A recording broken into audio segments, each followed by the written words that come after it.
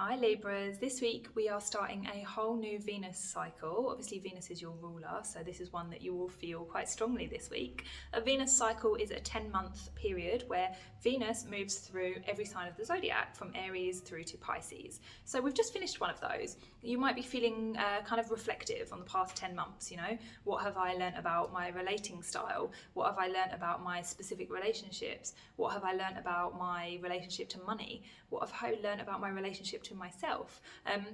You will notice that there were some quite profound shifts, for better or for worse. And so now that we're moving into Venus in Aries this week, we start a whole new 10-month chapter where you can literally call in whatever it is that you want, You can really start to look at how you relate with other people and to say, like, do you know what? I don't actually like the way I overgive. I don't really like the way that I always say yes to things and then I regret it later when I've got too much on my plate.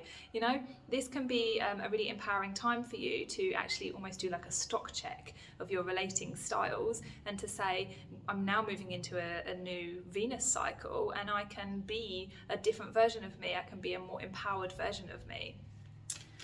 So yeah, it's a very promising week in that respect.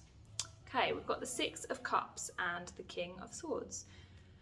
So for some of you, you've kind of been going down memory lane recently. We have had a lot of activity between Venus and Neptune, which kind of makes us have like rose-tinted glasses on where we look at the past and we go like, oh, wasn't that lovely, back then. And we actually need to apply a little bit of logic to that as well, a little bit of reason, and to kind of see those nostalgic memories with a slightly different perspective, The King of Swords is not about nostalgia. He's like, okay, yeah, but that didn't work because of this, and this, and it's better now because of this, and this. So it's really important that you apply some logic to these these nostalgias where you're kind of like looking at the past and thinking, the King of Swords wants you to also remember that there's a reason that you're not there now and there's a reason that you are here now, and it's a good reason.